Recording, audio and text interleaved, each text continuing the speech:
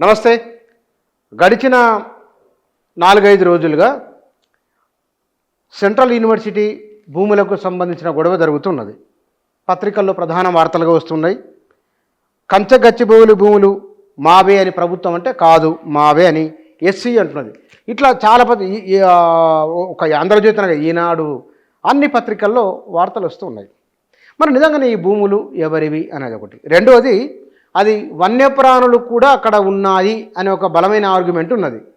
ఈ భూములు యూనివర్సిటీవి ప్రభుత్వాన్ని దాని విషయం ఒక టాపిక్ అయితే, రెండోది అక్కడ వన్యప్రాణులు ఉన్నాయని కూడా మరొక అంశం. అది అంటే అక్కడ చదువు చేయాలన్నా ఎవరైనా తీసుకోవాలన్నా కేంద్ర ప్రభుత్వ అనుమతి అవసరమైంది, ఎందుకంటే అటవీకి సంబంధించింది కాబట్టి.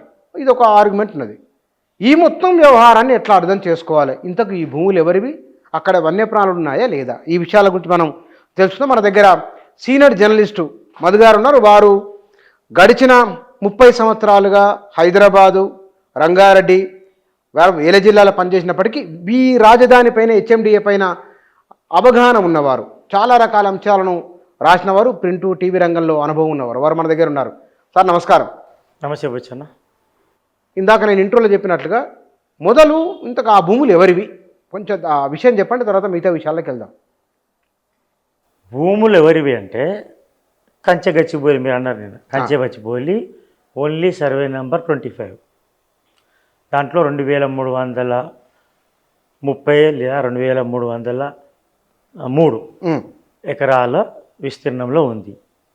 హైదరాబాద్ సెంట్రల్ యూనివర్సిటీ దానికి కేటాయించారు. కేటాయించిన తర్వాత గజెట్ నోటిఫికేషన్ అవన్నీ అయిపోయినాయి. Gazette notification by central government, accepted by state government. అది 1973-74 మధ్యలో జరిగింది, అయిపోయింది. అది మీరు చూస్తున్నారు కథనాలు. అయితే అక్కడ సింపుల్గా ఏమైందంటే, ఇది ప్రభుత్వం రెవెన్యూ పరిధిలోనే ఉన్నాయి. మ్యూటేషన్ కాలేదు. ఏది హైదరాబాద్ సెంట్రల్ యూనివర్సిటీ పేరిట గజెట్ నోటిఫికేషన్ విడుదలైనప్పటికీ కూడా భూముల బదిలీ కాలేదు.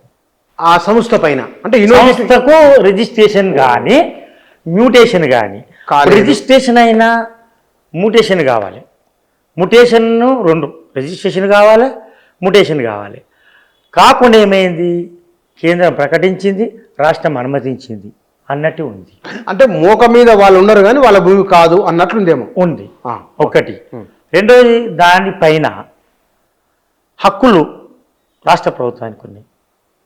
నైతిక హక్కు హైదరాబాద్ సెంట్రల్ యూనివర్సిటీ కూడా. మోరల్, నైతికంగా వాళ్ళకు హక్కు ఉన్నది. కబ్జాలు ఉన్నారు, మోకాలు ఉన్నారు కాబట్టి. కానీ రికార్డుల పరంగా రాష్ట్ర ప్రభుత్వానికి ఉంది. రాష్ట్ర ప్రభుత్వము విచక్షణ మీద ఆధారపడి ఉంది. విద్యకు, విద్యావ్యాప్తికి, రీసెర్చ్కు, ఇప్పుడున్న హెచ్సియుకు ఎంత భూమి కావాలి, సరిహద్దులు ఎక్కడెక్కడ ఉన్నాయి, ఏ సరిహద్దు నిర్ధారణ లేదు. తర్వాత ఎంత భూమి కావాలనేది స్పష్టత లేదు. 2300 అవసరమా, 2300 ఎకరాలు అవసరమా? ఇప్పుడు అది పోయి చంద్రబాబు సర్కార్ హయాం నుంచి పోతూ 1700కు వచ్చింది. 1700 ఇప్పుడు 2000 పై చిలుకున్నది 1700కు వచ్చింది. ఒకప్పుడు అది సర్పేకాస్, నిజాం సర్పేకాస్ భూములు, లేకపోతే కంచె అసలు అక్కడ చూసిన వాళ్ళు లేరు, అక్కడ పోయిన వాళ్ళు లేరు. ఈవెన్ నా రిపోర్టింగ్ మొదలైన క్రమంలో కూడా అక్కడ అడవులలో అది ఒక క్రైమ్ ప్రోన్ ఏరియా అది. ఆ రోజుల్లో నక్సలైట్ తిరిగిన ప్రాంతం. ఆ రోజుల్లో అప్పట్లో రాడికల్స్ ప్రభావం ఉండే. 1900 నేను స్టార్ట్ చేసినప్పుడు 1991 నుండి స్టార్ట్ చేసినాము. చంద్రబాబు నాయుడు హయాం వరకు కూడా 2000 సంవత్సరం వరకు కూడా అక్కడ కదలికలు ఉన్నాయి. అంటే పెద్ద అడవి, అదంతా చాలా పెద్ద అడవి. రాడికల్ మూవ్మెంట్ ఉంది, నక్సలైట్ కదలికలు ఉంటాయి. అంటే అప్పట్లో అంటే సిటీకి దూరం కదా, అది సిటీకి ఎంత దూరం, ఇప్పుడు దూరం అనిపిస్తలేదు, అప్పుడు దూరం కదా. అప్పుడు దూరం 20 కిలోమీటర్లు. అప్పుడు మేమున్న అత్తాపూర్ ప్రాంతం దగ్గరైనా గచ్చిబౌలి దూరం ఉండే, ఇప్పుడు గచ్చిబౌలి దగ్గర అయిపోయింది. యాక్సెస్ రోడ్స్ అయిపోయినాయి, మొత్తం ఒక న్యూ సిటీ అయిపోయింది, థర్డ్ సిటీ అయిపోయింది. థర్డ్ సిటీ అంటే మాదాపూర్ నుంచి గచ్చిబౌలి వరకు. ఏది ISB, Indian school of business management, IIT అన్నీ వచ్చేసినాయి. సో ఇప్పుడు మనం చూస్తే అది నగరం నడిబొడ్డు నగరంలో కలిసిపోయింది. మహానగరం, మామూలు నగరం, నడిబొడ్డు అనలేము కానీ నగరం కలిసి మహానగరమే, మూడవ నగరం అయిపోయింది. ఇప్పుడు 4వ నగరానికి బాటలు పడుతున్నాయి. అది తర్వాత ఇప్పుడు అప్పట్లో ఆ భూమి జంగలే అంత ఫారెస్ట్ ఏరియాని, కానీ not notified under the forest act. Forest act కింద నోటిఫై కాలేదు. దట్ ఈస్ ఓన్లీ అవుట్స్కట్స్ సర్కారీ కంచె, సర్కారీ భూమి, ఇప్పటికీ సర్కారీ భూమి, అప్పటికి సర్కారీ భూమి. కంచె అంటే పశువుల మేత కోసం వదిలేది, లేదా బఫర్ జోన్ పశువుల మేత కోసం, వంట చెరుకు కోసం, అన్ని అవసరాలు అవసరాల కోసం ఉండేది కంచె అంటారు సహజంగా. మరి అట్లన్నప్పుడు ఆనాడు నిజాం రికార్డులలోనూ అనంతరం 52 తర్వాత లేదా 47 మనది 48 కదా, 48 తర్వాత కేంద్ర ప్రభుత్వ రికార్డులు కూడా ఎక్కడ లేదా? ఇప్పుడు నేను పరిశీలించిన వరకు, రేపు తెలుసుకున్నంత వరకు అయితే అది ప్యూర్లీ అండర్ ది కస్టడీ కాదు, రికార్డ్స్ వెరిఫై వల్ల రికార్డులలో ప్యూర్లీ గవర్నమెంట్ భూమి, ఇది స్టేట్ గవర్నమెంట్. సో నోటిఫై చేసిర్రు, గజెట్ నోటిఫికేషన్ ఇచ్చిండ్రు, కానీ ఆ భూములను బదిలీ చేయలే. హైదరాబాద్ యూనివర్సిటీ పేరు మీద కేంద్ర మానవ వనరుల శాఖకు కానీ బదిలీ చేసినట్టు లేదు. అండర్ది మేము ఇచ్చినాము, మీరు తీసుకున్నారు అంతే. ఎంత ఇచ్చినాము 2300 మీరు తీసుకోండి అన్నాం, కానీ మా అవసరాలు ఉన్నాయి కదా. ఇప్పుడు విద్యా అవసరాలు కదా, అభివృద్ధి. ఇప్పుడు అభివృద్ధి ముఖ్యమా, విద్య ముఖ్యమా, పర్యావరణం ముఖ్యమా? విద్యకు మేము కేటాయించినాం, 1500 అవసరం లేదని రాష్ట్ర సర్కారు వాదన. ఇంకొకటి సింపుల్ ఏమంటున్నారు, అప్పట్లో ఐఎంజీ బెల్లిరావుకు స్టేడియం నిర్మాణం కోసము, ఇతర అవసరాల కోసము 400 ఎకరాలను చంద్రబాబు హయాంలో అప్పటికి గచ్చిబౌలి స్టేడియం వచ్చింది, ఐఎస్బి వచ్చింది, ఐఐటి వచ్చింది. దాంతోపాటు రాజకీయ మతలబా, అభివృద్ధి మంత్రమా, లేకపోతే నోట్ల తంత్రమా ఏమైనా కావచ్చు, బెల్లిరావుకి ఇచ్చారు. బెల్లిరావుకి ఇచ్చినప్పుడు ఆయన యూజ్ చేసుకోలే అన్నారు. కానీ ఆయనకి ఇచ్చిన బెల్లిరావు ఎవరు? బెల్లిరావు మనకు తెలిసిన విషయం, మనం పెద్ద సబ్జెక్ట్. మళ్ళీ అది స్కామ్, ప్రైవేట్ వ్యక్తి, చంద్రబాబు కావాల్సిన వ్యక్తి అని, లేకపోతే ఆయన ఉన్న పలంగా అప్పచెప్పిండని, నియమ నిబంధనలు పాటించలేదని అప్పట్లో పెద్ద గొడవ అయిపోయింది. దాని మీద అప్పట్లో పిసిసి అధ్యక్షుడు ఉన్న రాజశేఖర రెడ్డి కేటాయింపుల మీద ఉద్యమం కూడా చేసింది. వెరీ నెక్స్ట్ ఇయర్కు గవర్నమెంట్ మారిపోయింది. ఆయన బెల్లిరావు అనుకోలేదు, చంద్రబాబు అనుకోలేదు, గవర్నమెంట్ మారిపోతుంది మన కేసీఆర్ కానీ ఆయన కూడా అనుకోలేదు. అక్కడ మారడగానే ప్రభుత్వం దాని మీద పంజాబీ మళ్ళీ రీబ్యాక్ చేసుకుంది, మళ్ళీ వెనక్కి తీసుకుంటే కేసు పడ్డది. అంటే రోజు వస్తున్న కథనాలు ఇవి. కేసు పడ్డది, కేసు సుప్రీంకోర్టు వరకు వెళ్ళింది. ఇప్పుడు ఆ ఉన్నత న్యాయస్థానం కూడా అది సర్కారు భూమి అని చెప్పేసింది, స్పష్టత చేసింది. ఇచ్చిన రీసెంట్ సుప్రీంకోర్టు అండ్ హైకోర్టు రెండు ప్రభుత్వానికి అనుకూలంగా తీర్పు వచ్చింది. ప్రభుత్వానికి అనుకూలంగా తీర్పు వచ్చింది. ఇప్పుడు ఇది 2004లో వైఎస్ రాజశేఖర రెడ్డి గుంజుకోవడం ఏంది, మళ్ళీ బ్యాక్ తీసుకున్నారు. ఆయన కేటాయింపులను అది చేసింది అంతే. దానికి కోర్టులో సవాల్ చేసింది ఆయన. ఆ సవాల్ చేస్తే అది పెండింగ్ పడి ఇప్పుడు వచ్చి క్లియర్ అయిపోయింది. రేవంత్ హయాంలో క్లియర్ అయిపోయింది. గతంలో కేసీఆర్ సర్కార్ హయాంలో కూడా అది పెండింగ్ ఉండే, కాబట్టి కేసీఆర్ సర్కార్ అటువైపు చూడలే. అప్పుడు నిజంగా కేసు ఫేవర్ అయిన ఉంటే ఆయన కూడా వేలం వేస్తుండినాము, చెప్పలేం కదా. వేలం అనేది ఒక వేలం పాట అనేది, ఒకటి ఆక్షన్ అనేది ఒక జూదంలాగా అయిపోయింది మన సర్కారుకు. ఎందుకంటే ఒకటి నడవాలంటే, ఒకటి గడవాలంటే ఒకటి అమ్ముకోవాలి. కుచ్ పానేకి లియే కుచ్ కోనా హై. సంక్షేమ పథకాలు నడవాలి, అది నడవాలంటే నువ్వు ఇప్పుడు అమ్ముకోక తప్పదు. నేనేమంటున్నా, ఇప్పుడు మీరు అన్నారు సర్కారు భూమే ఈ భూమి, సర్కారుకి హక్కులు ఉన్నాయి, నైతిక హక్కు లేదు. మోరల్ ఇదో మెలికే ఉంది. ఎట్లా మెలిక అంటే ఇప్పుడు కంచె ఆ రోజు ప్రభుత్వాలు నిజాం కావచ్చు, పెద్ద పెద్ద ప్రభుత్వాలు కావచ్చు, అప్పుడు అవసరాలు తక్కువ ఉండొచ్చు. అప్పుడు ప్రకృతి అవసరాలను గుర్తించారు. కంచె, buffer zone, conservation zone, forest and reserve forest ఇట్లా ఇట్లా భూములు కేటాయించారు. కంచె అంటే కూడా అది నా దృష్టిలో సెమీ ఫారెస్ట్ అని నోటిఫై కాలే. ఇప్పుడు అది కూడా ఉంది. మళ్ళీ నేను మొదట్లో ఫారెస్ట్ భూమి అని నేను గతంలో రాసినాము. అక్కడ ఏమవుతుందంటే ఈ 2300 కంచెలో ఇప్పటికీ ఈ నాకు తెలిసి యూనివర్సిటీ సగానికి లోపలనే ఉంటుంది. ఇది దాదాపు 400 ఎకరాల మధ్య లోపల ఉంటుంది. మిగతా అంతా ప్రకృతి ఉంటుంది, పర్యావరణం, రిచ్ బయోడైవర్సిటీ, చిన్న చిన్న కుంటలు, చెరువులు, లోయలు, గుట్టలు, మంచి మంచి కొండలు. తర్వాత అది ఒక ఫారెస్ట్ ఏరియాలా ఉంటుంది. నోటిఫైడ్ కాకపోయినా ఫారెస్ట్ ఏరియా.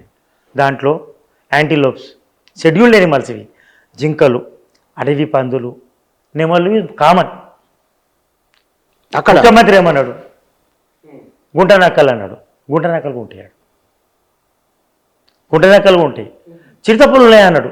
చిరుతపులు ఉన్నాయి ఇంతకుముందుకు ఉండేవి.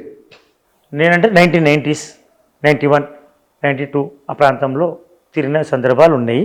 తర్వాత అక్కడే పక్కకున్న దాని దూరంలో ఇక్రిషాట్ పరిశోధన సంస్థ, అక్కడికి చాలాసార్లు చిరుతలు రీసెంట్ కూడా వచ్చినాయి. ఇక్కడ వచ్చిన దాఖలాలు రీసెంట్లీ లేవు. ఎప్పుడు సైట్ అనే దృశ్యాలు లేవు. కానీ చిరుతపుల్లకు ఆవాసం అక్కడ మంచి మెండుగా ఉంది. చిరుతపుల్లు ఉన్నాయి, ఇప్పుడే గుర్తించలే కదా. అది కెమెరాలు రాకపోవచ్చు. అయితే ఇప్పుడు గుంట నక్కల పక్కన పెడితే ఎవరి గుంట నక్క పాత్ర ఇది? ఇప్పుడు సర్కార్ పాత్ర ఏంది? నైతికంగా ఎక్కడ రికార్డుల పరంగా సర్కారుకు పూర్తి హక్కు ఉన్నది, నైతికంగా లేదు. నైతికంగా ఉన్నప్పుడు ఏం చేయాలంటే 400 ఎకరాలు ఇప్పుడు ఏమంటుంది గవర్నమెంట్ కూడా, మీరు ఆలోచించండి. బెల్లిరావుకు లేదా ఢిల్లీరావుకు మాకు మధ్యలో ఉన్నది, కొట్లాట నడుస్తుంది. కోర్టు ఏం తీర్పిచ్చింది? సర్కారుదే అని ఇచ్చింది. Where is the third party? HCU enter కాలే కదా. హెచ్సియు నాదని ఎప్పుడు అనలేదుగా, క్లెయిమ్ చేయలేదు కదా. హెచ్సియు ఏమంటుంది? మా పరిధిలో మాకు కేటాయించారు, మా భూమి అని అనుకుంటున్నాం అంటున్నారు. మరి అందులో థర్డ్ పార్టీగా వచ్చినట్టు నాకేం లేదు. ఈ భూములు మావి, థర్డ్ పార్టీకి ఎంటర్ అయ్యింటే బాగుండు. ఈ గవర్నమెంట్ క్లెయిమ్ చేస్తుంది, గవర్నమెంట్తో పాటు యాజ్ వెల్ యాజ్ మా విద్యావసరాలు ఉంటుంది, మేము మాకు కేటాయించండి అది భూమి అని చెప్పలేము. హెచ్సియు నాకు తెలిసిన సమాచారం అది కనుక రూఢి అయిన సమాచారం. దీన్ని ఏమంటుంది ఇప్పుడు గవర్నమెంట్? నిన్న మొన్న దాకా నువ్వు ఇక్కడ ఉన్నావు. నేను చెప్తే ఇన్నాళ్ళు మరి యూనివర్సిటీ అధికారులకు పాలకవర్గం తెలియదు ఈ విషయం. యూనివర్సిటీ అధికారులు కూడా అక్కడ యూనివర్సిటీ అధికారులు కూడా నిర్లక్ష్యం ఉంటుంది. ఎట్లా అంటే నేను చెప్తాను, అక్కడ ఫారెస్ట్ ఏరియా, బయోడైవర్సిటీ ఉంది. అక్కడ జింకలు బాగుంటాయి. ఏది మన చుక్కల జింకలు, డీర్స్, షెడ్యూల్ ఎనిమల్ అవి కూడా. వాటికి అడవి కుక్కలు ఉంటాయి, నక్కలు ఉంటాయి. కుక్కలు వేటాడుతుంటాయి. తర్వాత స్ట్రీట్ డాగ్స్ అంటే మన ఊర్లో పక్క ఊర్ల నుంచి వచ్చే స్ట్రీట్ డాగ్స్ వస్తాయి. అవును, వచ్చి జింకలను వేటాడతాయి. మనుషులు కూడా జింకలను వేటాడతారు అక్కడ. అయినప్పుడు చాలా సందర్భాల్లో ఏడాదికి ఒకసారి యూనివర్సిటీ అధికారులు అక్కడ లేఖ రాస్తారు ఫారెస్ట్ డిపార్ట్మెంట్కు, ఇట్లా జింకలను వేటాడుతున్నారు. లేదు ఇంకా వేటాడుతున్నారు చెప్పరు, కుక్కలు వచ్చి జింకల మీద దాడి చేస్తున్నాయి, మీరు వచ్చి రక్షించండి అని చెప్తారు. ఇప్పుడు వాళ్ళు రకరకాల మెజర్ తీసుకున్నప్పుడు గతంలో ఫారెస్ట్ డిపార్ట్మెంటు హెచ్సియుకు లేఖ రాసింది. We want to declare the area under the conservation zone, semi conservation జోన్గా డిక్లేర్ చేస్తాం, మీరు ఏమైనా ఇస్తారా అని కూడా అడిగింది గతంలో. ఫారెస్ట్ డిపార్ట్మెంట్కు వీళ్ళు సహకరించలే. ఫారెస్ట్ డిపార్ట్మెంట్ ఏమన్నది, మా అండర్లో ఇస్తే మేము దాన్ని మానిటర్ చేస్తామన్నారు, దాన్ని డెవలప్ చేస్తామన్నారు. రకరకాల లేఖలైనా అది ఒప్పుకోరు, హెచ్సియు కదా అది. కాబట్టి ఫారెస్ట్ డిపార్ట్మెంట్లో ఎప్పుడు వస్తున్నారు, దాడి జరిగినప్పుడు, జింకలను చంపేసినప్పుడు, ఏది మనకు వేటాడిన హంటింగ్ కేసు కింద నమోదు చేయడానికి వాళ్ళు వస్తారు, ఎన్ఫోర్స్మెంట్లో ఆ కేసు బుక్ చేస్తారు.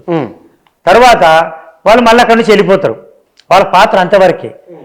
హెచ్సియు ఏ రోజు కూడా జింకలను రక్షించడానికి కానీ పర్యావరణం రక్షించడానికి పెద్ద చర్యలు తీసుకున్న దాఖలాలు లేవు. అక్కడ వచ్చిన యూనివర్సిటీ వైస్ ఛాన్సలర్ కానీ ఎవరు కానీ ఇప్పుడు వాళ్ళ నిర్లక్ష్యమో అలక్ష్యమో లేకపోతే ఏందో మొత్తానికి సర్కారు భూమి ఎప్పుడు క్లెయిమ్ చేయాలి కదా, ఈ భూమిని కేటాయించొద్దు అని ఇప్పుడు చెప్తున్నారు. మీరు మాకే ఉంచండి, మీరు కేటాయించడానికి వీలు లేదని ఇప్పుడు చెప్తున్నారు. రికార్డ్ పరంగా అప్పుడు ఎంటర్ కాలే వాళ్ళు రెవెన్యూ. కానీ మీరు అన్నదాని ఇక్కడ కొన్ని విషయాలు ఇక్కడ పత్రికల్లో వచ్చినాయి. ఇందాక నేను చెప్పినట్లుగా పత్రికల్లో రాసినటువంటి 534 ఎకరాలను 2004లోనే సర్కారుకు స్వాధీనం చేసిన వర్సిటీ.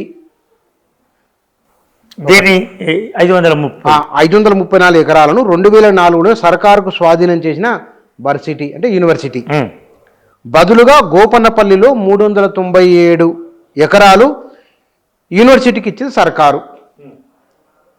అప్పట్లోనే ఐఎంజీకి న్యాయ వివాదాలు, ప్రభుత్వ భూములేనన్న సుప్రీంకోర్టు మీరన్నమాట. ఆ తర్వాత ఆ భూములు టీజీఐఐసికి ఇచ్చిండ్రు.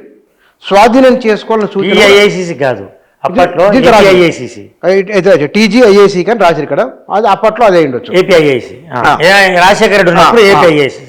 అయితే యూనివర్సిటీ రిజిస్ట్రార్ సమ్మతితో నిరుడు సర్వే, సరిహద్దులో గుర్తింపు ప్రభుత్వం అంటున్నది ఈ మాట. టీజీఐఐసి చెప్పేదంతా అబద్ధం, సర్వే జరగలే, హద్దులు గుర్తించలేదు, వెనక్కి తీసుకోవాలంటే కమిటీ ఆమోదం తప్పనిసరి, యూనివర్సిటీ రిజిస్ట్రార్ చెప్తున్న మాట. ఇది ఈ మొత్తం ఈ ఎపిసోడ్లో కనబడుతున్నది. అంతే కదా. ఇప్పుడు 2 నిర్లక్ష్యంగా ఉన్నాయి. ఇప్పుడు ఆయన అంటే యూనివర్సిటీ ఆల్టర్నేట్ ల్యాండ్ కేటాయించినట్టు చంద్రబాబు అని చెప్తున్నారా? చంద్రబాబు హయాంలో ఆల్టర్నేట్ ల్యాండ్ కేటాయిస్తున్నారు.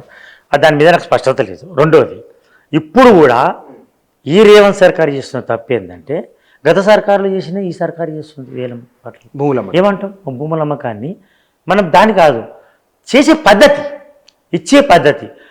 ఆయన కట్టబెట్టినప్పుడు బెల్లిరావుకు కట్టబెట్టినప్పుడు ఇచ్చిన పద్ధతి కరెక్ట్ లేదు. దాంట్లో కొల్యూజన్ ఉంది, దాంట్లో కిడ్ ప్రోకో ఉంది అని అప్పట్లో. ఇప్పుడు ఏంది, ఈ 400 ఎకరాలను ఎవరికి ఇస్తున్నావు? ఏ బడా బిల్డర్లకు ఇస్తున్నావు? డెవలప్మెంట్ అంటే ఏంది? Development what is the development అంటే నువ్వు విల్లాస్ కట్టడానికో దేనికో ఇస్తేనే నీకు వాడు 100 కోట్లకు భూమిని కొనుక్కుంటాడు. ఆ కొనుక్కున్న భూమి అని ఖజానాకు డైరెక్ట్ వస్తాయి.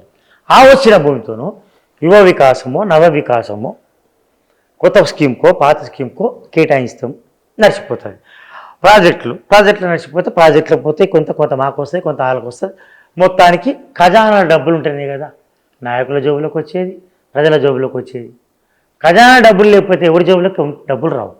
అయితే ఇక్కడ అప్పట్లో చంద్రబాబు నాయుడు ఆల్టర్నేట్ ల్యాండ్ ఇచ్చారు అంటున్నారు కదా, ఓకే. ఇప్పుడు 400 ఎకరాలు తీసుకుంటున్నప్పుడు ఉన్న పలంగా నైతికంగా బోర్డ్ ఆఫ్ డైరెక్టర్స్ లేకపోతే పాలక మండలితో సమావేశమై మేము తీసుకుంటున్నాం. If you have any objection, మేము దీనికి బదులుగా వికారాబాద్ దగ్గర ఎక్కడనో ఎక్స్టెన్షన్, ఇప్పుడు 1700 ఎకరాల భూమి ఉంది, మీరు ఎక్స్టెన్షన్గా ఏముంది మీది? ఏఐ ఇప్పుడున్న కోర్సుల కంటే కూడా ఆర్టిఫిషియల్ ఇంటెలిజెన్స్, కంప్యూటర్ కోర్సులు, ఇంకా ఏమేమి కోర్సులు తీసుకుంటారు వాళ్ళు, భవిష్యత్ అవసరాలు ఏమున్నాయని అడిగి మాట్లాడి ఏకపక్షంగా కాకుండా మీకు అభ్యంతరం ఉంటే మేము ఆల్టర్నేట్ ల్యాండ్ ఇస్తాం మీ హెచ్సియు విద్యా వ్యాప్తి కోసం అని చెప్పాలి. ఎవరు? ప్రభుత్వం చెప్పాలి. ప్రభుత్వం చెప్పాలి. అంటే వాళ్ళు అడిగినరా? వాళ్ళు అడగాలి కదా. వాళ్ళు అడగారు. ఇప్పుడు ఇవన్నీ వచ్చినప్పుడు ఏమంటారు? మేము చెప్పేసినామంటారు, చేతులు దులుపుకుంటారు. వీళ్ళు కూడా అటు ఉంటారు. హెచ్సియు యూనివర్సిటీ కూడా యూనివర్సిటీ వాళ్ళు ఈ భూముల విషయంలో తగు జాగ్రత్త తీసుకోలేదు అని అంటున్నాం. వారి నిర్లక్ష్యం ఉన్నది అని అనుకోవచ్చు. ఉన్నది. ప్రభుత్వాల అనైతికత ఉన్నది. ప్రభుత్వాల వైపు నుంచి కూడా విద్యార్థుల పట్ల, అంత పెద్ద యూనివర్సిటీ పర్యావరణం పట్ల బాధ్యత లేదు. ఎందుకు లేదంటే ఇప్పుడు లంగ్ స్పేసెస్ అని ఉన్నాయి. కేబీఆర్ పార్కు లంగ్ స్పేస్ ఇదే ఇప్పుడు మనం అనుకునే ఉన్నాం. దీని పక్కనే మీరు చూడండి డెవలప్మెంట్, మంత్రి డెవలప్మెంట్స్ అనేవన్నీ ఇప్పుడు దాటుకుంటూ పోయినాయి. వాళ్ళకు కేటాయించిన పెద్ద సబ్జెక్టు. అది చాలా తప్పు. ప్రభుత్వం ఇక్కడనే నడి బొడ్డునే తప్పులు చేస్తుంది. మళ్ళీ స్ట్రాటజిక్ రోడ్ డెవలప్మెంట్ అంటది. ఏమైనా ఉందా అండి ప్రభుత్వాలకు? ఇంత దగ్గర పర్యావరణ విషయం వచ్చే వరకు హెచ్సియు తప్ప మీ భూములున్నాయా రికార్డుల పరంగా? Okay, your right, provider right position. నీకు ఈ కేబీఆర్ పార్క్ నడిబొడ్డున ఉన్నదా నేను ఇట్లా చేస్తున్నావు అంటే దాన్ని ఖండాలుగా నడుపుతావు అనేది సందేహం లేదు. ఇప్పుడు దీన్ని ఒక ప్రైవేట్ డెవలపర్కి ఇచ్చిండు ఆ భూమి, రోడ్డు కానుకున్నదని. దానికి పెద్ద కథ అవుతుంది. అది కేబీఆర్ పార్క్ మళ్ళీ పెడదాం. కేబీఆర్ పార్క్ని నువ్వు ఎప్పుడో కేటాయించిన భూమిని 300-400 ఎకరాల భూమిని మంచి అడవి ఇది నేషనల్ పార్క్. ఇది చాలా పెద్ద పార్క్, మంచి పార్క్, అన్ని ఔషధాలు ఉన్నాయి. నేషనల్ పార్క్ అది కూడా చేయొచ్చు, చిలుకూరులాగా అది కూడా చేయొచ్చు. ఏది గచ్చిబోలి గచ్చిబోలి చేయొచ్చు. సరే, అది ప్రతిపాదనలు ఉన్నాయి, అవన్నీ పక్కన పెట్టేసి ఇప్పుడు లేదు కదా, ఫారెస్ట్ నోటిఫికేషన్ లేదు. ఈ ఫారెస్ట్ ల్యాండ్నే ఇట్లా చేస్తున్నావు నువ్వు. మళ్ళీ ఆ ల్యాండ్ని ఎట్లా చేస్తారు గవర్నమెంట్? ఇంకోటి స్ట్రాటజిక్, ఈ ఎక్కువ సెన్సిటివ్ జోన్. ఇప్పుడు మనం ఉన్నది ఎక్కువ సెన్సిటివ్ జోన్లో ఉన్నాం. మనం ఇప్పుడు డిబేట్ చేస్తుంది ఎక్కువ సెన్సిటివ్ జోన్. కేబీఆర్ పార్క్ ఎక్కువ సెన్సిటివ్ జోన్ ఎంతవరకు ఉండాలి? ముందట్లో 5 ఎకరాలు ఉంది, తర్వాత 5 ఎకరాలు అంటున్నా, కాదు 5 కిలోమీటర్ల వరకు ఉంది దీనికి కూడా అనుకోని. తర్వాత సరే సిటీ విస్తరించింది, 1 కిలోమీటర్ చేసినావు. సిటీ విస్తరించింది, 500 మీటర్లు చేసినావు. ఇప్పుడు నాకు తెలిసి 0 చేసేసినావు. ఎక్కువ సెన్సిటివ్ జోన్ లేదు ఇక్కడ. రోడ్లు వేస్తావు, రోడ్లు వేసినాక ఆ పెద్ద బాబేమో పోయిన బాబేమో స్ట్రాటజిక్ రోడ్ డెవలప్మెంట్స్ అని పైనుంచి ఒకటి వేస్తా అంటుండు, కింది నుంచి అండర్గ్రౌండ్ వేస్తా అంటుండు. ఈ ఉన్న బాబుకి ఈయనేమైందో 4th సిటీ అంటాడు, 5th సిటీ అంటాడు. దీన్ని ఎక్స్టెండ్ చేసుకుంటూ కాకుండా దీని ఉనికి దెబ్బతీస్తట్టు, పర్యావరణం దెబ్బతీస్తట్టు, ఇంత మంచి వాతావరణం, లంగ్ స్పేస్ ఇది, దీన్ని దెబ్బతీస్తట్టు కిందికేనొకటి మీదికేనొకటి. అవి ఇప్పటికే ఎంతో డిస్టర్బెన్స్ అవుతుంది. ఆ గచ్చిబోలిలో కూడా చిరుతపుల్లు వచ్చే గచ్చిబోలిలా చంద్రబాబు వచ్చాక చిరుతపుల్లి మాయమైంది. డెవలప్మెంట్ వచ్చింది, కాదన్నారు డెవలప్మెంట్. డెవలప్మెంట్కు లక్షల కోట్ల బడ్జెట్ కావాలి, ప్రజలకు సంక్షేమ పథకాలు కావాలి, కళ్యాణ లక్ష్మో లేకపోతే కనుక ఇప్పుడున్న మహాలక్ష్మి పథకమో, మహిళలకు కావాలి, యువ వికాసం కావాలి, రైతు భరోసా కావాలి. డబ్బులు ఎక్కడి నుంచి వస్తాయి వీటికి? మరి ఇది ఒక ఆర్గ్యుమెంట్. దీన్ని ఎట్లా అర్థం చేసుకోవాలి? ఆర్గ్యుమెంట్ ఏంటంటే పాలకులు చాలా దూరదృష్టితోనే వ్యవహరించాలి. చంద్రబాబు నాయుడు అభివృద్ధి చేసిండని ఆయనకు పేరు ఉంది. ఎట్ ద సేమ్ టైం అభివృద్ధి పేరుట మళ్ళా సంపద పెంచిండు, సంపద దోచుకుంటూ అనేది ఆరోపణలు ఉన్నాయి. తర్వాత అభివృద్ధి పేరిట ప్రకృతి విఘాతం కలిగించిన ఒకటి ఉన్నది. అయితే సమతుల్యత పాటించాలి. ఐఐటి గచ్చిబౌలి స్టేడియం నిర్మాణం అయింది. నిర్మాణమైనకి ఇంకా మళ్ళీ బెల్లిరావుకి ఇవ్వాల్సిన అవసరం ఏమొచ్చింది? తర్వాత అక్కడ ఐఎస్బి ఏర్పడ్డది.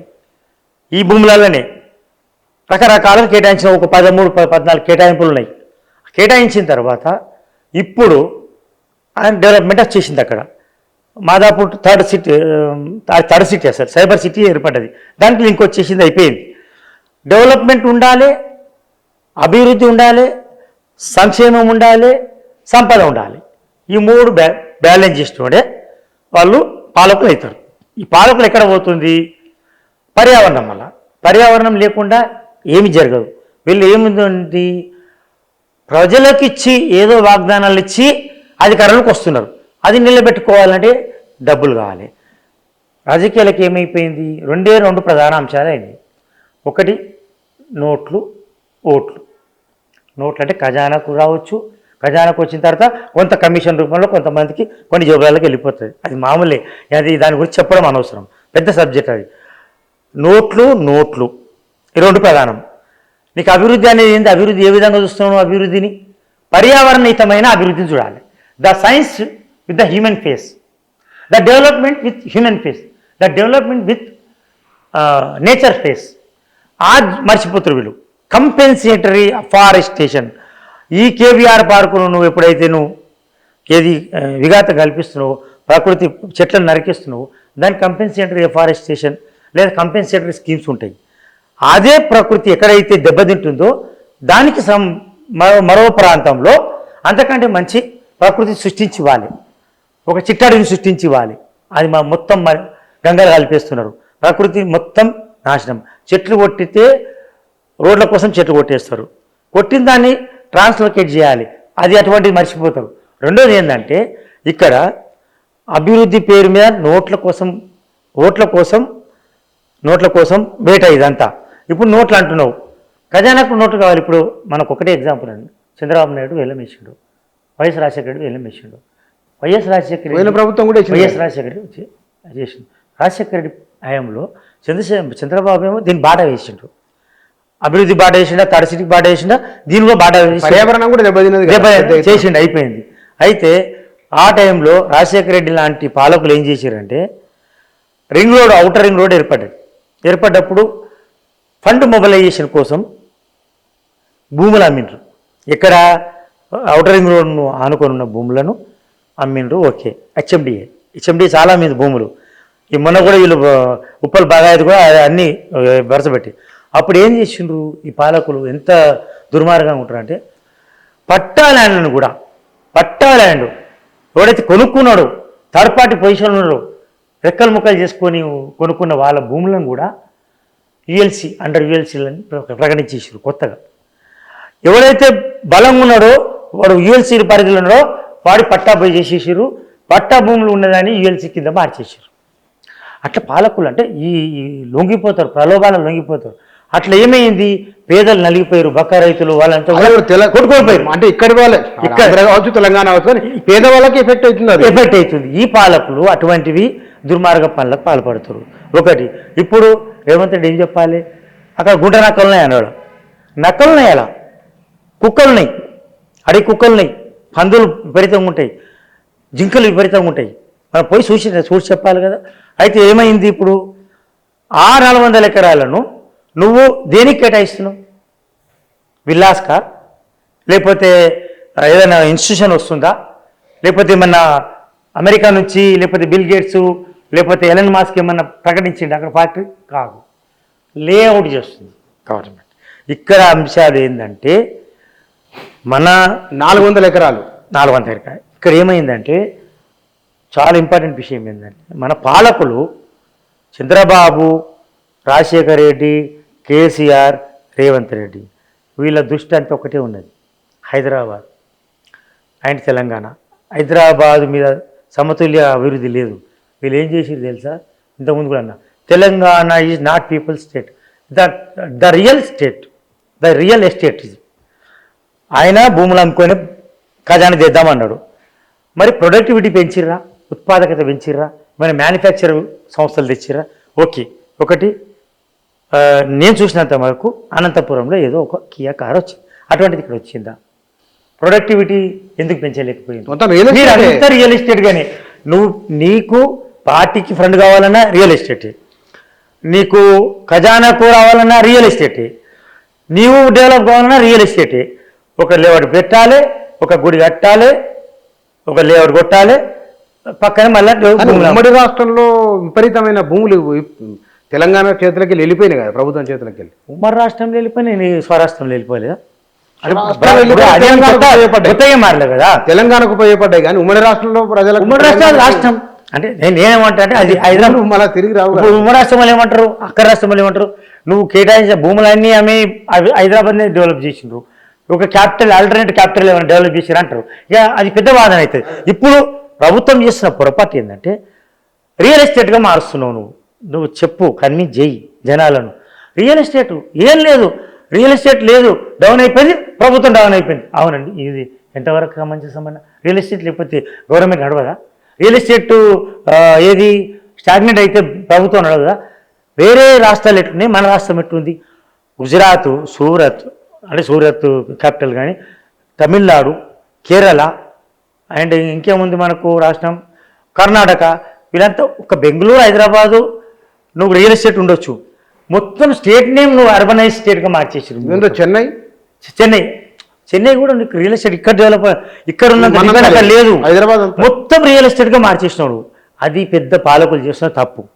రియల్ ఎస్టేట్ను స్టేట్ పీపుల్ స్టేట్ చేయి, దాన్ని ఏ భూముల్లో ఎక్కడ మీరు ఎక్కడ చూడండి, మన గవర్నమెంట్ చేస్తున్న పొరపాట్లు డైరెక్ట్ బెనిఫిట్ స్కీమ్స్ తెచ్చి చాలా పొరపాటు అనమాట. అది సంక్షేమం అని ఉండాలి, నీకు నాకు ఎప్పుడు మన గొడవ అవుతుంటుంది. Below the poverty line, above the poverty line. నువ్వు గవర్నమెంట్లు ఏం చేస్తున్నాయి, ఇప్పుడు ఉన్నదానికంటే ఎక్కడ రేవంత్ రెడ్డి కానీ కేసీఆర్ కానీ భూముల అమ్మకానికి వచ్చి ఎక్కడ వివాదాల్లో చిక్కుంటున్నారు? భూముల అమ్మకాల్లో చిచ్చుకుంటారు. లగచర్ల కావచ్చు, లేదా ఉప్పలు కావచ్చు, లేకపోతే మన కోకపేట భూములు కావచ్చు, ఇప్పుడు ఇవాళ గచ్చిబౌలు భూములు.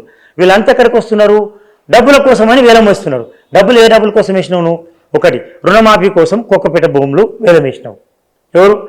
కేసీఆర్ గవర్నమెంట్. తప్పలేదు. రుణమాఫీ కేవలం ఆయన వచ్చిన ఆమె నెరవేర్చుకోవడానికి. ఆ డబ్బులు లేవని తెలిసి కూడా నువ్వు ఇంకా ఎక్కువ ఇచ్చేసినావు. ఓకే, అయిపోయింది. ఆ వేలం వేసినావు. దాని తర్వాత రేవంత్ రెడ్డి అంతకుముందు సర్కారు కూడా వేలం వేసింది. రుణమాఫీకి వేలం వేసినావు. తర్వాత ఈయన హామీలు అమలు చేయడానికి వేలం వేస్తున్నావు. తర్వాత ఏం చేసినావు? నీ మేనిఫెస్టో లేని దళిత బంధు, ఆత్మ బంధు, ఒంటరి మహిళలు ఇటువంటివి గత సర్కారు తెచ్చింది. మేనిఫెస్టోలు లేవు అవి. ఇప్పుడు మేనిఫెస్టోలు లేనిది మళ్ళీ కొత్త పథకం వచ్చింది, యువ వికాసం అని వచ్చింది. నాకు తెలిసి మేనిఫెస్టోలు లేదు అది. యువ వికాసానికి కూడా నువ్వేమంటున్నావు? స్కిల్ డెవలప్మెంట్ చేస్తలేవు నువ్వు. డైరెక్ట్ బెనిఫిట్ స్కీమ్, ఖజానాలకి డబ్బులు నీకు ఇచ్చేయాలి 10 లక్షలు, నువ్వేం చేసుకోపో. మొన్న ఏమంటున్నారు రేవంత్ రెడ్డి గారు? మన కార్యకర్తలకు యువ వికాసం, నవ వికాసం కింద డబ్బులు ఇస్తాం, వాళ్ళు మంచిగా ఎంజాయ్ చేసుకోండి, పని చేసుకోండి. కార్యకర్తలకు పని కల్పించడం తప్పు కాదు, పార్టీ పరంగా ప్రభుత్వ పరంగా. కానీ డైరెక్ట్ బెనిఫిట్ స్కీమ్స్ కింద రైతు బంధు గత సర్కారు చేసిన పొరపాటు. అది లింక్ చేయకుండా, ఉత్పాదకతతో లింకు చేయకుండా, పంట ఉత్పత్తితో లింకు చేయకుండా, ఎంఎస్పితో లింకు లేకుండా నువ్వు ఇష్టం వచ్చినట్టు ఇచ్చేసినావు. ఈరోజు 1000 కోట్లు ఉన్నాడు, 100 కోట్లు ఉన్నాడే రేవంత్ సర్కారు బదలాయించి చేస్తుండు. డబ్బులు ఇచ్చిండు, డబ్బులు ఇస్తలేడు అని. ఇవాళ అదే సర్కారులు మళ్ళీ తప్పులు చేస్తున్నాయి. ఏమన్నా యువ వికాసం పేరుకొని డైరెక్ట్ బెనిఫిట్ స్కీమ్ తీస్తున్నాడు. అయితే ఈ స్కీములను ఎవరు తెమ్మన్నారు? మిమ్మల్ని భూములను వేలమేయమన్నది ఎవరు?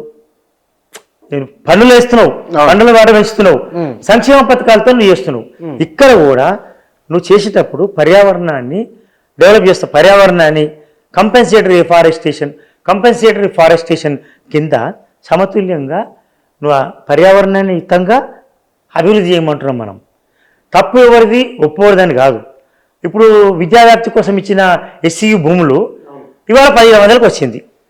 రేపు లేఅవుట్ చేస్తావు. లేఅవుట్ చేసినాక ఇంకొకటి ఎల్ఎన్ మాస్కో ఇంకొక కేటాయిస్తావు. అది అప్పుడు ఏమంటాం?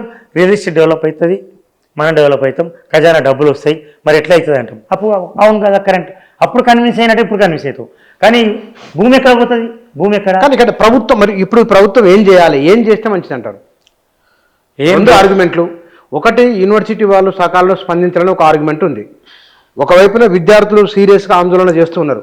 అంటే వాళ్ళ కోసం కాదు కదా, రాబోయే భవిష్యత్ తరాల కోసం. అది విశ్వవిద్యాలయం తర్వాత పర్యావరణం కూడా చేస్తున్నారు. అది దేశ ప్రజలందరికి సంబంధించింది. అది వారి వ్యక్తిగతం కాదు కదా. ఈ సందర్భంలో ప్రభుత్వం ఎట్లా ఆలోచన చేయాలి, ఎట్లా అడుగు ముందుకేయాలి? ప్రభుత్వం చేసినా ఏదైనా రకరకాలుగా ఉండాలి. అది ఆ ప్రభుత్వమే అభివృద్ధిని, సంక్షేమాన్ని, సంపదను, ప్రకృతి సంపదను సమతుల్యంగా చూడాలి. ఏదైనా పని చేస్తున్నప్పుడు ఈ 4 చైన్ లింక్ సిస్టమ్స్ ఉంటాయి. నీకు పర్యావరణమే లేనప్పుడు, స్వచ్ఛమైన గాలి లేనప్పుడు, కోట్ల రూపాయలు తీసుకొని ఏం చేస్తావు? నీకు ఊపిరి పీల్చడానికి లంగ్ స్పేస్లే లేనప్పుడు, కోటి రూపాయలతో నువ్వు హాస్పిటల్ వాడి ఏం చేస్తావు? ఇప్పుడు నీకు భవిష్యత్ తరాలకి ఏమనాలి? ఇవాళ ఇంతకుముందులో నేను చెప్పిన భవిష్యత్ తరాలు ఉద్యోగాల కోసం ఉద్యమాలు చేయాల్సిన అవసరం లేదు. స్వచ్ఛమైన వాతావరణకు మాకు వచ్చే 20 ఏళ్ళ కోసం స్వచ్ఛమైన వాతావరణం ఇస్తారా, చంపుతారా మాది అని ఇప్పుడు పుట్టిన వాళ్ళు ఉద్యమం చేయాల్సిన పరిస్థితి ఏర్పడేది. అయితే నువ్వు అన్నట్టు ఆల్టర్నేట్ లాంటివి మీరు చెప్తారు. అంటే ఇక్కడ అనేది విలాసాలు, సౌకర్యాలు, కనీస అవసరాలు. ఇక్కడ మనం విలాసాలను తీసివేయాలి, సౌకర్యాలు పర్వాలేదు అనుకోవచ్చు, కనీస అవసరాల మేరకు ఉంచుకొని మిగతా విషయాలను వదిలేసినా పర్వాలేదని మీ భావననా? భావనే. ఎందుకంటే మౌలిక సదుపాయాలు కావాలి, అదే అవసరం కావాలంటే.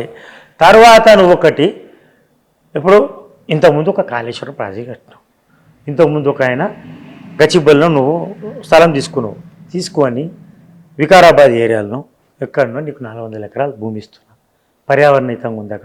అక్కడ ఒక ఏఐ ఇన్స్టిట్యూషన్ మీ ప్రపోజల్ ఇవ్వండి, ఆర్టిఫిషియల్ ఇంటెలిజెన్స్ డెవలప్మెంట్గా ఏం చేసుకుంటారో చేసుకోండి, నేను ఇవాళనే మీకు ఆర్డర్ ఇస్తున్నా అని గవర్నమెంట్ వాళ్ళకు కంపెన్సేట్ చేయాలి. కంపెన్సేషన్. కానీ అసలైన అందాల ప్రకృతికి ఒక బయోడైవర్సిటీ, రిచ్ బయోడైవర్సిటీ ఉన్న ప్రాంతాన్ని కంపెన్సేట్ చేయడానికి రాదు. చేసే ముందే జాగ్రత్త పడాలి. ఇవన్నీ నువ్వు ఇప్పుడు 400 ఎకరాలు తీసుకుంటున్నావు, 400 ఎకరాలను వేరే దగ్గర ఇవ్వచ్చు, గుట్టలు, రాళ్ళు, చెట్లు ఉన్న దగ్గర. కానీ అక్కడ ఉన్న ప్రకృతి సంపదను మళ్ళీ సృష్టించలేవు. ఇంకా 50 ఏళ్ళైనా సృష్టించలేవు. 50 ఏళ్ళకి అసలు ఉండదు, ఆ భూమే ఉండదు. ఈ ప్రకృతి సంపదను నాశనం చేసేటప్పుడు అన్ని రకాలుగా తీసుకోవాలి. సెన్సిటివ్ జోన్స్, ఎక్కువ సెన్సిటివ్ జోన్స్ను పాడు చేయొద్దు. తర్వాత పర్యావరణం, ఈ ఫారెస్టులతో మాట్లాడాలి. అక్కడ ఏమేమి ఉన్నాయి, జీవ వైవిధ్యం ఏమేముంది, దానికి ఎట్లా మళ్ళీ ఆల్టర్నేట్ కంపెన్సేట్ ఎట్లా చేస్తూ చెప్పినావు. ఇప్పటివరకు 400 ఎకరాలు తీసుకుంటున్నాను. అదే పెద్ద పుల్లు లేవన్నావు. పెద్ద పుల్లు ఉండవు. పెద్ద పుల్లే కాదు, పర్యావరణంలో పులి యొక్క గ్లామర్ ఒక సెంటర్ పాయింట్ అంతే. పర్యావరణం అంటే జాతీయ పక్షులు ఉన్నాయా, మన రాష్ట్ర జంతువు జింక అన్నీ ఉన్నాయి. అన్నీ ఏవి లేవని కాదు. 400 రకాలకు పైగా బర్డ్స్ ఉంటాయి. 400-500 రకాల పైగా మీరు చూస్తే మ్యామల్స్, క్షీరదాలు ఉంటాయి. తర్వాత రెప్టైల్స్ ఉంటాయి, అంటే సరీసృపాలు ఉంటాయి. రకరకాల దానికి ఒక అంతే లేదు, నువ్వు చెప్పడానికి వీలే లేదు. అదొక అద్భుతమైన ప్రపంచం, అది అద్భుతమైన ప్రపంచం, ప్రాణి ప్రపంచాన్ని డెవలప్ చేస్తున్నావు. మరి నువ్వు ఇక్కడ చేస్తున్నప్పుడు రాష్ట్ర ప్రభుత్వం కన్విన్సింగ్ మెథడ్గా చెప్తలేదు. ఎట్లా అంటే సరే ఒకరు వెళ్ళిన రాసుకో, టెస్ట్లా కూడా గిస్లా కూడా వస్తున్నాడు, మనకి ఇన్ని ఉపాధి అవకాశాలు వస్తాయని. ఉపాధికి లింకు లేదు. ఈ ప్రాజెక్టు ఉపాధికి లింక్ లేదు, డబ్బులకు లింక్ ఉంది, డైరెక్ట్ లింక్. ఆ డైరెక్ట్ స్కీమ్ కోసం డైరెక్ట్ అమ్మకాలకు ఉన్నది. అందులో ఏమవుతుందంటే ప్రభుత్వాలు భూములు అమ్మడం ద్వారానే ఇక ప్రభుత్వాలు నడుస్తాయా? ఒకటి చెప్పేస్తావు, నువ్వు ఏమంటున్నావు, చిప్పనే ఉంది మనకు, అప్పులు కూడా పుడతలేవు అని. అట్లా మాట్లాడొద్దు పాలకులు. తర్వాత భూములు వేయడమే మాకు శరణ్యం అని చెప్పొద్దు. ప్రొడక్టివిటీ పెంచండి, స్కిల్ డెవలప్మెంట్ చేయండి, స్కిల్ యూనివర్సిటీ చేస్తా ఉంటాం. Well and good. ఆ స్కిల్ యూనివర్సిటీ పెట్టినా అయిపోతుండే. ఇప్పుడు స్కిల్ యూనివర్సిటీ పెట్టిననుకో దానికి పెద్ద ప్రాబ్లం రాకు. ఇప్పుడు ఎట్లా నువ్వు విల్లాలు కడుతున్నావు అక్కడ, సైన్స్ సిటీ కాదు అది, సైన్స్ సిటీ ఏర్పాటు చేయి. లేకపోతే ఒక హైటెక్ సిటీ 9 కట్టినాం అనుకుందాం, దాని ద్వారా ఉపాధి కలుగుతుంది, మరొక సదుపాయాలు కలుగుతాయి. అట్లా లేదు ఇప్పుడు. ఇది డైరెక్ట్ రియల్ ఎస్టేట్. ఇది దానివల్ల ప్రాబ్లం అవుతుంది. కోకపేటలో కూడా రుణమాఫీ కోసం రియల్ ఎస్టేట్ చేసినావు, లేని కృత్రిమంగా పెంచి పోషించాడు. 150 కోట్లు ఉంటే ఎక్కువ, అక్కడ 100 కోట్లకు ఎకరం పెంచిస్తే. ప్రభుత్వం ఏమైపోయిందంటే తెలంగాణ ప్రభుత్వం రియల్ బ్రోకర్గా మారిపోతున్నది. రియల్ ఎస్టేట్ ఉంటేనే మనం ఉంటాం. పార్టీకి ఫండ్ ఖజానాకు రావాలి, అదే ప్రొడక్టివిటీ పెంచడానికి, స్కిల్ డెవలప్మెంట్ చేయడానికి ప్రభుత్వాలు సమతుల్యతతో వ్యవహరించడం లేదు. ఈ ప్రమాదాన్ని ఇప్పటికైనా పసిగట్టి ఆల్టర్నేట్గా కంపెన్సేట్ చేస్తూ ఈ జీవ వైవిధ్యాన్ని అయితే కాపాడలేరు వీళ్ళు 400 ఎకరాలలో. దానికి తగ్గట్టు వేరే దగ్గర జీవ వైవిధ్యాన్ని కాపాడుతాం, ఉన్నదాన్ని ఎల్లగొడతామంటారు. ఉన్న జూ పార్కులను నాశనం చేస్తారు. ఉన్న కేబీఆర్ పార్కులో హోటల్ వచ్చేస్తుంది, 5 నక్షత్రాల హోటల్ వస్తుంది, 3 నక్షత్రాల హోటల్ వస్తుంది. ఇవన్నీ ప్రభుత్వము పర్యావరణాన్ని కాపాడడానికి science with human face, the science with human space అంటాం. The development with human face, the development with nature face, ఇవి 2 చూసుకోవాలి. సమతుల్యత లేదు. సమతుల్యత లేకపోవడం వల్ల ప్రభుత్వాలు, సర్కారు బదలామవుతున్నాయి. దీనికి ఇప్పటికైనా కంపెన్సేట్ చేయడానికి చాలా మార్గాలని ఆలోచించాలి. రౌండ్ టేబుల్ మీటింగ్ పెట్టాలి. 400 ఎకరాలు ఎందుకు తప్పదా, లేదా తప్పని పరిస్థితులు చేస్తున్నావా, చేస్తే ఏం చేస్తున్నావు, కంపెన్సేట్ ఎట్లా చేస్తున్నావు అనేది చెప్పాల్సిన బాధ్యత ప్రభుత్వం మీద ఉంది. Right sir, thank you. ఆ భూములు ఎవరివి అనే దానిపైన తెలుగు పత్రికలు, తెలుగు టీవీలు, ఇంగ్లీష్ మాధ్యమాలు అన్నిట్లలో విస్తృతంగా రాస్తున్నారు. చాలా రకాల అంశాలు వాటిపైన చర్చ జరుగుతూ ఉన్నది. ప్రకృతిని, పర్యావరణాన్ని కాపాడుకోవడం ఒక ప్రధానమైన అంశం.